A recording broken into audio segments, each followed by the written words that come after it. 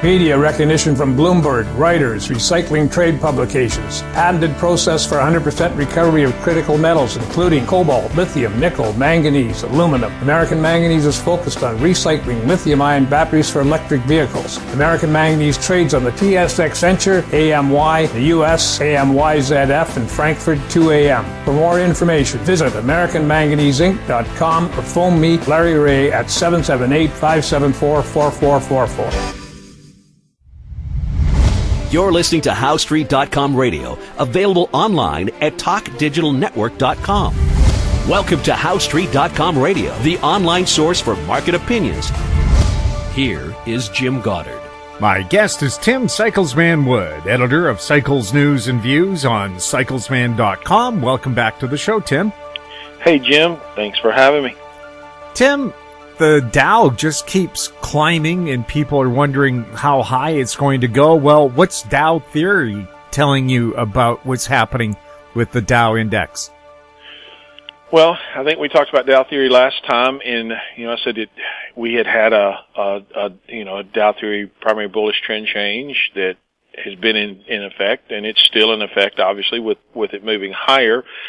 I don't remember from interview to interview everything we talk about, but I think we also mentioned something to the effect that there was some weakness at the time, and what was the weakness telling us? And I said that, or I think I said that what I should have said, because that's where we were, is that we were at a cyclical juncture, and we remain there. We're stretched. We're past due for some cycles and intermediate degree top type thing, but it just keeps pushing and pushing.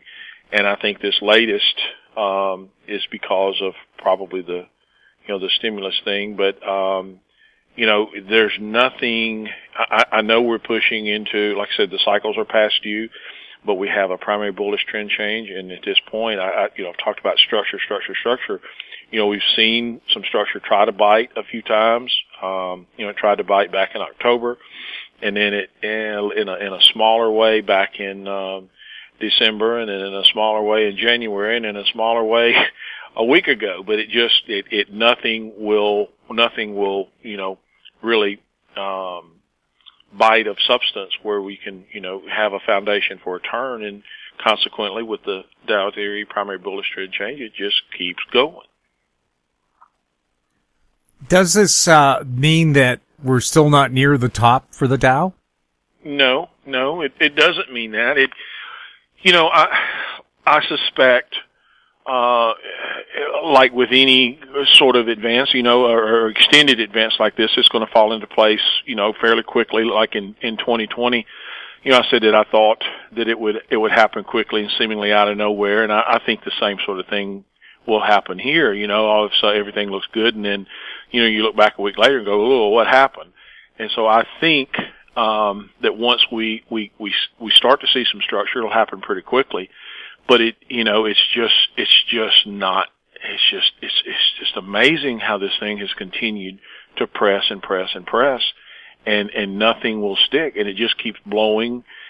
We've talked about the bubble, but my God, because it was a bubble a year ago doesn't mean it's not more so today. But again, we have to have some structure that'll stick, and we haven't seen it yet. What kind of warning signs, or I don't know if they're warning signs, but what kind of signs do you look for to tell you this thing is about to top out and head for the hills?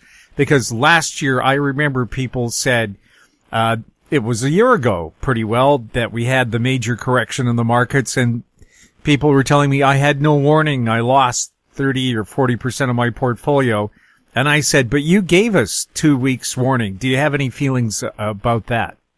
Yeah, it's the same sort of thing. That's what I'm saying. There's no way. I'm not trying to avoid the question with a specific answer.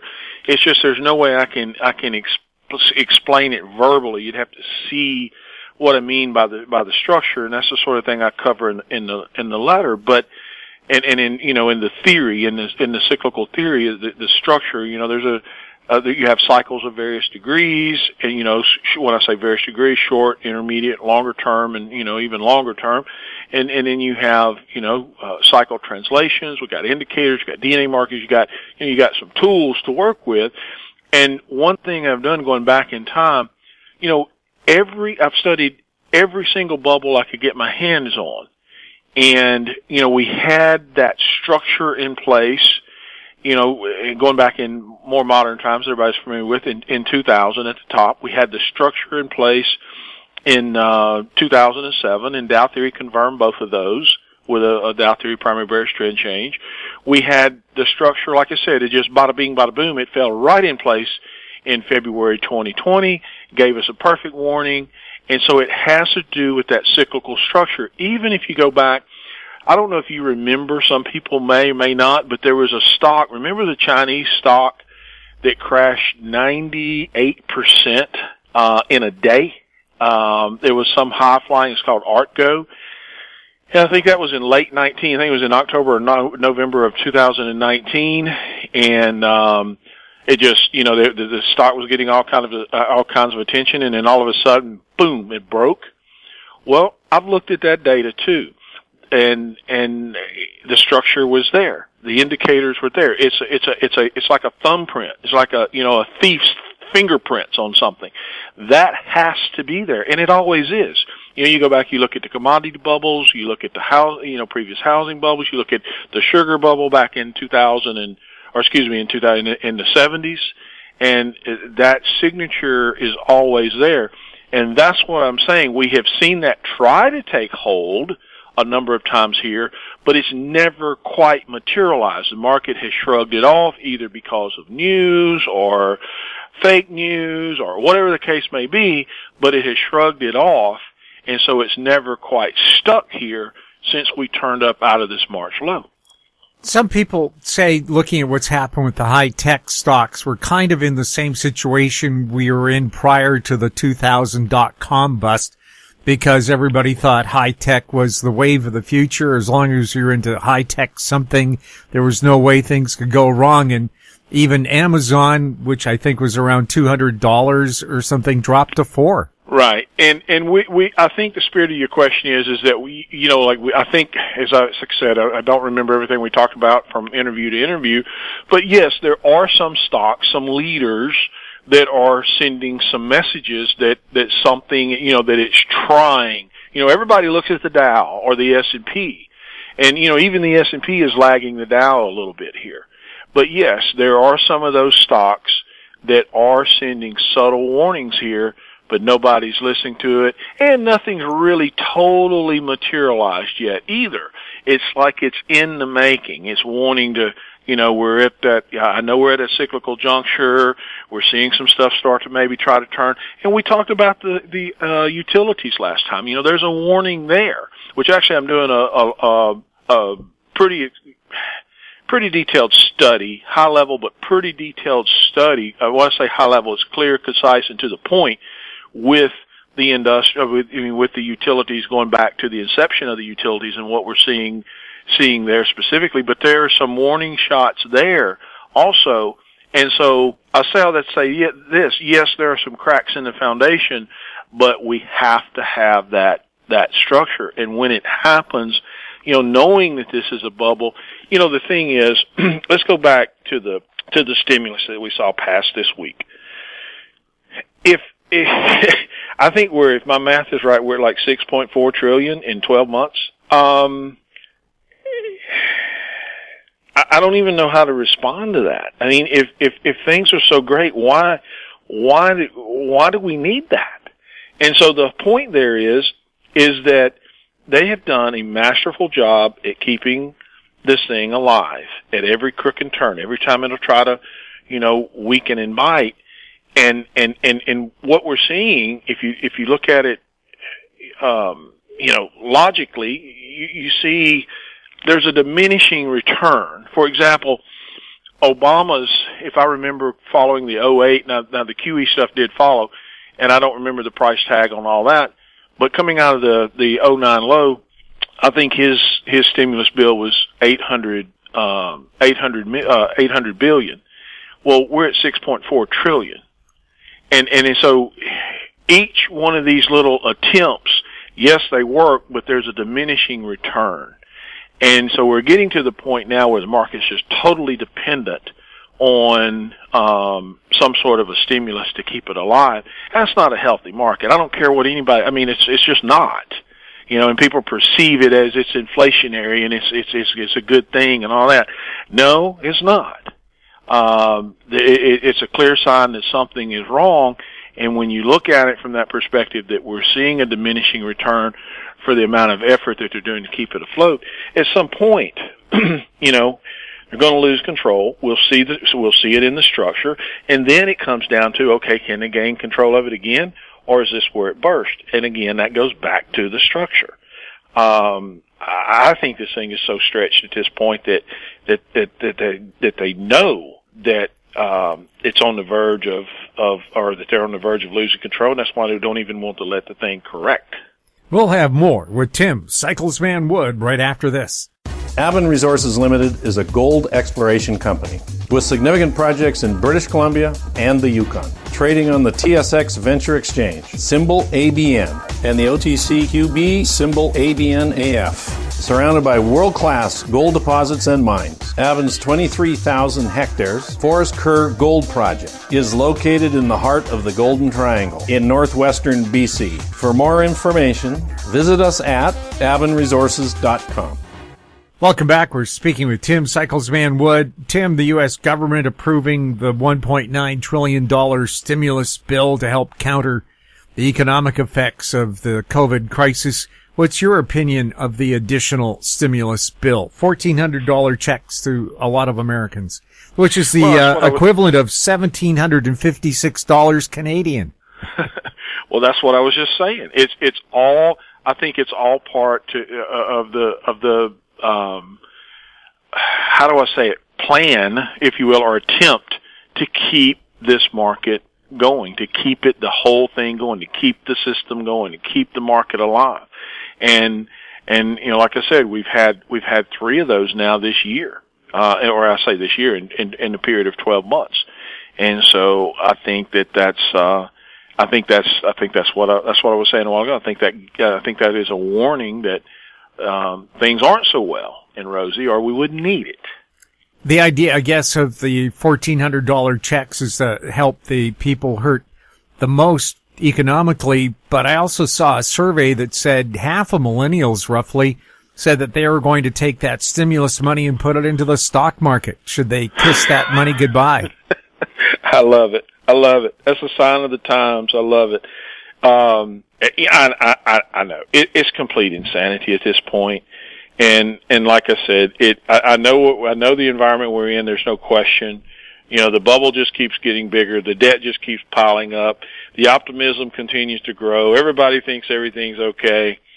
And, you know, at some point in history, we're going to look back on this or people will look back on this and say, you know, how stupid could they have all been?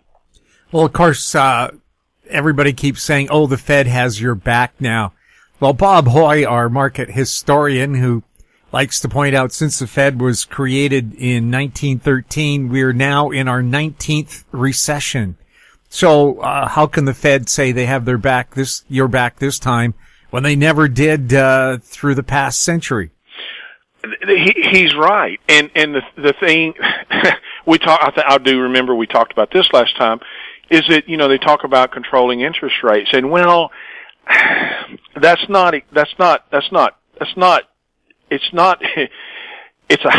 even a half truth. I'm trying to pick my words.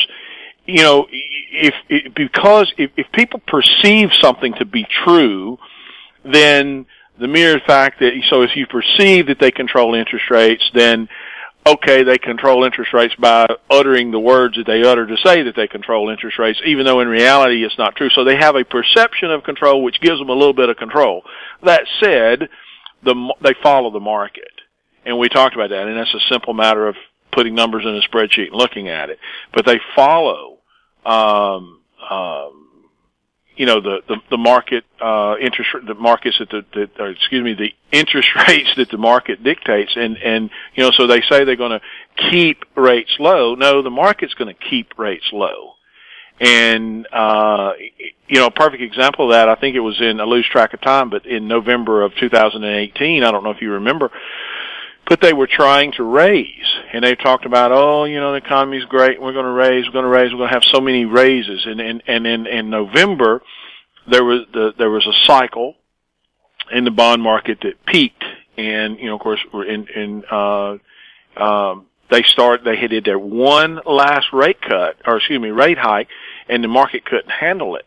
And what it amounts to is that the cycles checkmated them, and if you remember, all of a sudden that's where they started saying they got dovish. They did an about face after talking that, saying they were going to do all these rate hikes, and the market checkmated. They could not do them, and that was because of the market.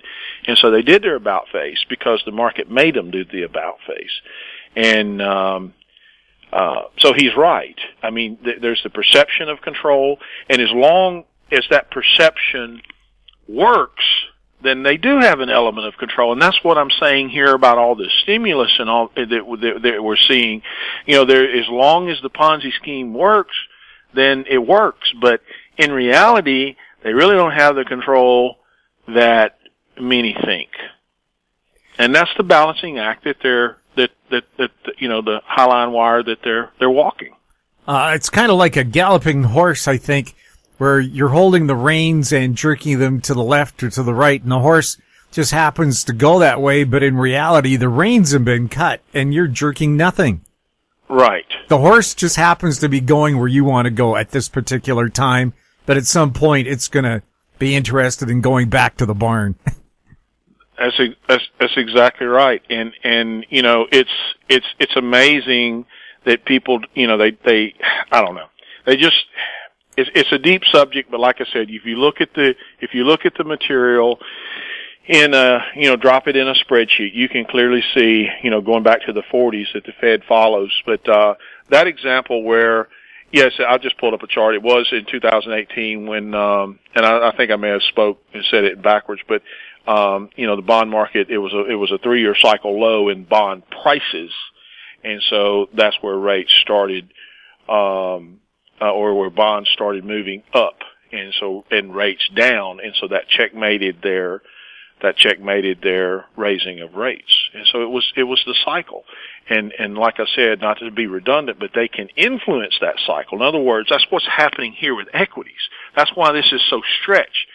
They have influenced. They haven't negated it, because Mother Nature will checkmate them at some point. I mean, she tried to back in 2020, and they were able to, contain it once again and blow this thing up again. But you can only get away with that for so long. But I lost my train of thought. But anyway, I don't know what point I was going to make, Jim. Well, you're saying it's stretching. It's like a balloon or a rubber band. It can only expand so far, and then at some point, some little crack is going to appear, and that one little crack is enough to have the whole... And it's going to get away. It's going to be like, yes. And, yeah. and then it's a matter of can they get it back? Can they do it again? And that's how we're here. That's what I was going to say. That's how we got here. It's because of that illusion or perception that has just, and it's worked so far, and so they've managed to stretch and stretch and stretch and stretch. And the reality of it is, we've talked about this over and over and over and over, but, if you look at the numbers, the economic numbers back in 2019, which we did, it was the weakest recovery since the Great Depression, and that's a fact. And we're struggling now to get back to that point, and we're seeing all this stimulus piled on to, more stimulus to try to keep it all going. It's a giant Ponzi scheme, man. And like I said, at some point, we're going to see the setup, and they're not going to be able to pull the rabbit out of the hat, and that's when it's going to be the uh-oh moment. We'll have more with Tim Cyclesman Wood right after this. Engineer Gold Mines is focused on the exploration and development of the historic high-grade Engineer Gold Mine situated 32 kilometers southwest of Atlan, British Columbia. Engineer Gold Mines is fully permitted for surface and underground exploration with the drill program now underway. Engineer Gold Mines Limited trades on the TSX Venture Exchange, symbol EAU. For more information, please visit us at engineergoldmines.com. Don't miss out. Stay informed. Receive the HowStreet.com weekly recap, with thought-provoking podcasts, radio, and articles delivered to your inbox. Sign up for the HowStreet.com weekly recap on our homepage at HowStreet.com. Welcome back. We're speaking with Tim Cyclesman Wood. Tim, you've been saying long-term rates would rise, which they have. Now, is that inflationary? No, I don't think so. I mean, the perception, again, is that what we've seen short-term, I've said long-term rates would rise. I've also said short-term rates would stay basically zero bound, which they have. And when I mean short-term rates would stay basically zero bound, which they have. And if you look at the 2-year and less, that's true.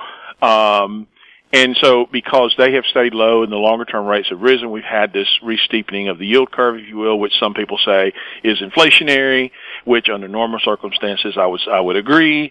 But people also look at commodity prices. I say but people also are looking at this rise in commodity prices, saying we're having, seeing the CRB advance and the steepening of the yield curve, that's inflationary. And on the surface, in the normal circumstances, I would agree. But I don't think that's the case here, because when you look underneath the hood, I think that's, again, part of the illusion of this reinflation, that something is happening that's not. Because, when you look at, for example, gold is not confirming this advance in the CRB. And if you just do a simple, analysis of gold versus the CRB, the cyclical rhythm is very, very, very similar. And so, using the Dow theory term, if you will, or perspective on it, we have a non-confirmation.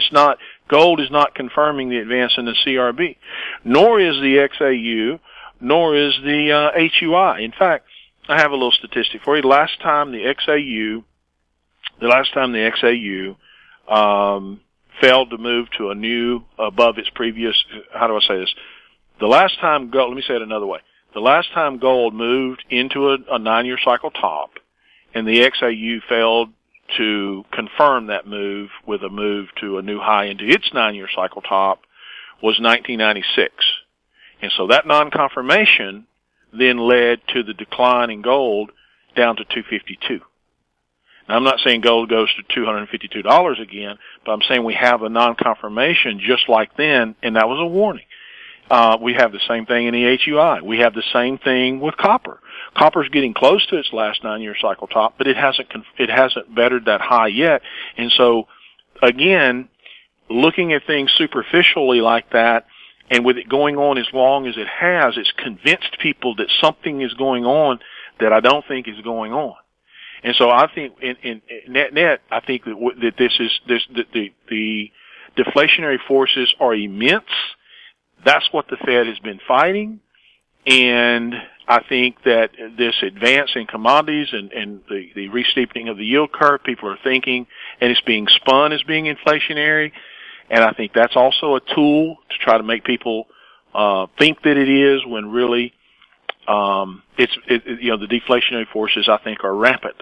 And once we see the setup, I think we're going to see all asset classes go down together, and when that deflation bears down, that's what the Fed's been fighting all along: deflation. Tim, thank you so much for chatting with us. Thank you. My guest has been Tim Cyclesman Wood, editor of Cycles News and Views on cyclesman.com. If you have any questions for Tim or any of our other guests, you can send them to info@howstreet.com, our YouTube channel, Talk Digital Network. Find us on Twitter @HowStreet. We're also on Facebook. I'm Jim Goddard. Thank you for listening. Comments made on HowStreet.com radio are an expression of opinion only and should not be construed in any matter whatsoever as recommendations to buy or sell any financial instrument at any time. Available online at TalkDigitalNetwork.com. HowStreet.com radio is a production of HowStreet Media Incorporated.